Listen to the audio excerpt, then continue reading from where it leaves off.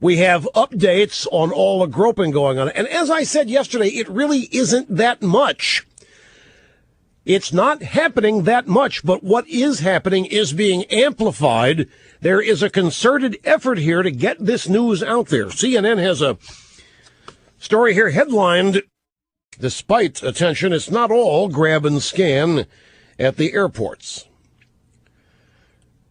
Dennis Gossard is fine with the enhanced techniques at U.S. airports. He said that security agents are welcome to pat him down all they want if it keeps air travel safe. So here is CNN doing the bidding of the regime, a guy willing and happy to give up his freedom for what he thinks is a little security. Willing to sacrifice his freedom for the first stages of a police state. He said, this guy's 63 years old. He's from Glendale, California. He was speaking in Atlanta, flew in there to Hartsfield-Jackson Airport. He said, they can pat me down for 3 hours if it's going to save somebody's life. From the volume of the public outcry as enhanced measures have been rolled out at more airports this month, you might think Americans were getting groped right and left. But the TSA estimates that less than 3% of air travelers will receive enhanced pat-downs, which some travelers have called groping, or worse. So it is not widespread, but there is controversy attached to it.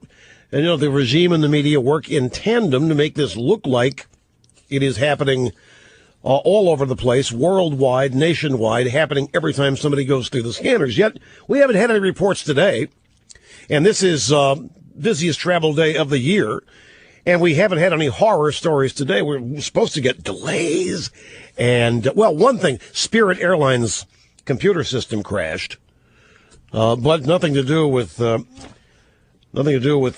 TSA. You speaking of all this, I was thinking about Janet Reno. I was also thinking about Obama in Arizona. This is the same bunch groping us that finds it an outrage to ask illegal immigrants in Arizona for their papers.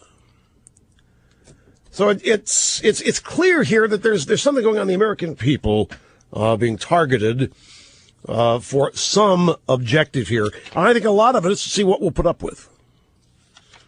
Because this is not security. This is not about security. This is searching for things. This is not searching for terrorists. The people that care, the Council on Arab Islamic Relations, whatever it is, has sent out a press release suggesting that Muslims pat themselves down at the airports. Don't let anybody else do it. Muslims are to pat themselves down and report what they find. No, I'm not joking. I don't think I printed it out. I read it because I thought, I better not even go there. I better not even talk about it. Here I find myself talking about it. I didn't print it out. But, yeah, they're supposed to pat themselves down and then tell the agents what they find. And that's what they're being advised to do. That it is what it is. The TSA, you got to look at these guys. I mean, they're just doing what your average high school guy does on his first date, seeing how far they can go. It's not really no more complicated than that. First base, second base, triple, home run. There is a woman out there suggesting she was targeted because of her big breasts. But how does she really know that? Another woman is suing some company for firing her because she's too hot. And she said she was told that her big breasts are a distraction to people in the office. Nothing to do with the TSA here. I saw a picture of the woman who claims that she's too hot. Well, I mean, to each his own. I mean, there are people who think the guy in the bowling alley in the two-tone green leisure suit looks good. So it takes all kinds.